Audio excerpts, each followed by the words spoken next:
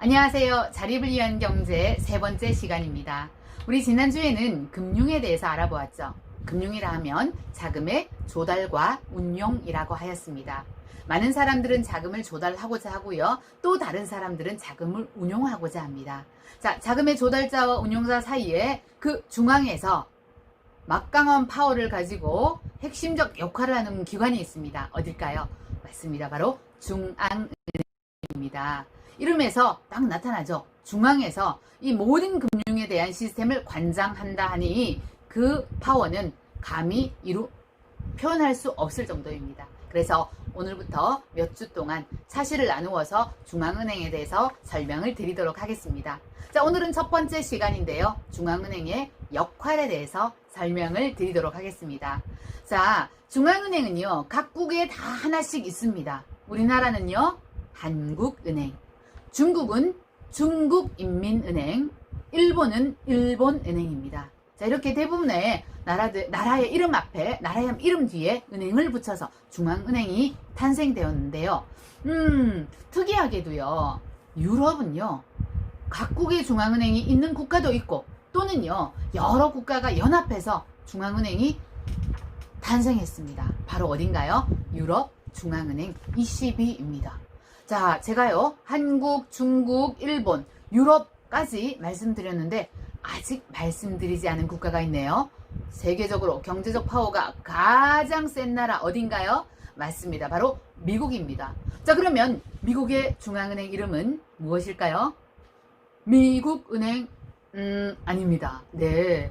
자, 파워가 세서 그런지 이름도 아주 특별하네요. 연방준비제도 이사회. 너무 길죠, 그죠? 그래서 보통 우리는 연방준비은행 그걸 두 글자로 줄여서 연준이라고도 하고요. 또는 FRB라고도 합니다. 자, 이렇게 해서요, 여러분께 중앙은행의 이름을 각각 소개시켜 드렸습니다. 자, 그러면 이 중앙은행은 과연 어떤 역할을 수행하는가 퀴즈로 한번 풀어보도록 하겠습니다. 아주 쉬운 퀴즈니까 여러분들이 같이 한번 풀어봐 주세요. 자, 제가 읽어드리겠습니다. 한국은행의 체험학습 결과 보고서에 무엇일까요? 1번, 한국은행 본점에 가서 정기 적금에 가입했습니다. 2번, 한국용 카드를 발급하였습니다. 3번, 여러 은행 중 한국은행의 주택담보대출 이자가 가장 저렴했습니다. 4번, 한국은행은 정부의 은행, 시중은행의 은행으로 유일하게 화폐를 발행할 수 있는 권리를 가지며 한국은행은 개인과의 금융거래는 하지 않는다. 자, 그러면 여기에서 정답은 몇 번일까요? 4번이 보셔도요, 딱 눈에 띄는 게 있습니다. 몇 번이요? 4번이었죠.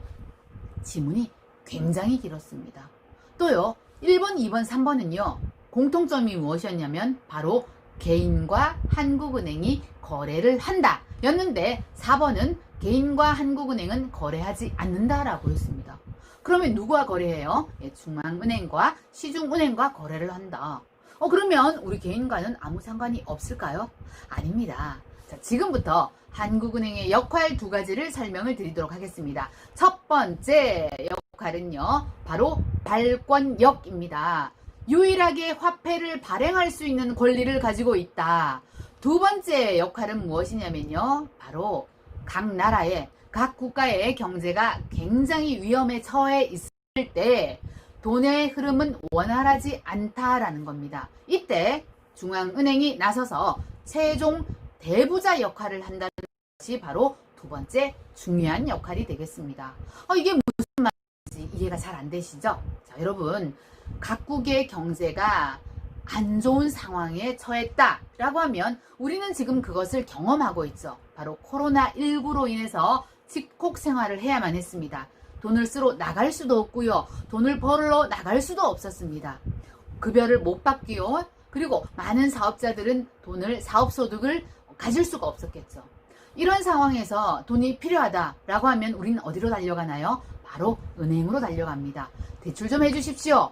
그런데 은행이 쉽게 대출을 해주나요? 그렇지 않죠. 평소에는 잘 해주다가도 이렇게 코로나19로서 경제가 아주 안 좋아졌습니다. 그러면 과연 이 사람이 대출을 잘 갚을 수 있을까? 지금 매출이 확 떨어졌는데 급여가 없는데 급여가 30%가 삭감되었는데 못 갚겠군. 그러면 대출을 안 해준다라는 겁니다.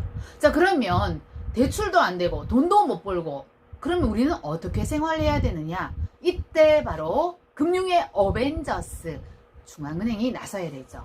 자, 중앙은행이요. 화폐를 많이 발행합니다. 이때요. 발행을 해서요. 어떻게 해요? 네, 시중은행에 또는 정부의 돈을 빌려줘요. 아주 싼 이자로요.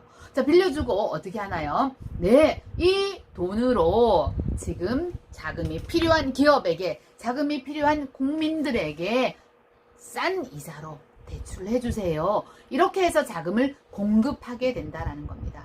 그러면 모든 사람들이 숨통을 튈 수 있겠죠? 네, 맞습니다.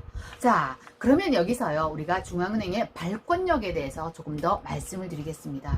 아주 재밌는데요. 신기한 단어 4글자입니다. 잘 들어보세요. 시, 요, 리, 지. 다시 한번. 시, 요, 리, 지. 이게 무슨 말인가요? 자, 여러분께서는요, 지갑에 10,000원짜리가 있으실 거예요. 자, 그 10,000원짜리를 중앙은행에서 만들어요. 조폐공사에서 디자인하고요. 위패 감별 장치까지 딱 인쇄를 넣었어요. 근데 이 과정에 화폐를 만드는 비용은 과연 얼마가 들까요? 10,000원짜리는 10,000원이 들고 50,000원짜리는 50,000원이 들고 OX X 맞습니다. 실제로 이 화폐, 액면에 찍혀있는 그 금액만큼의 비용이 드는 것이 아니라 훨씬 더 저렴한 약 0.3%에 준하는 비용이 든다라는 거예요. 우와, 그러면 한국은행은요, 50,000원짜리를 발행하는데 엄청난 큰 이익이 생기겠네요? 맞습니다. 그 이익, 화폐를 발행함으로써 발행 비용, 유통 비용과 합쳐서 액면가액과 차이가 있겠죠, 그죠? 그러면 예를 들어서 10,000원짜리를 발행하는데 비용이 500원 든다. 그러면 그 차이가 얼마예요? 9,500원이라는 겁니다. 그 9,500원을 우리는 무엇이라고 한다?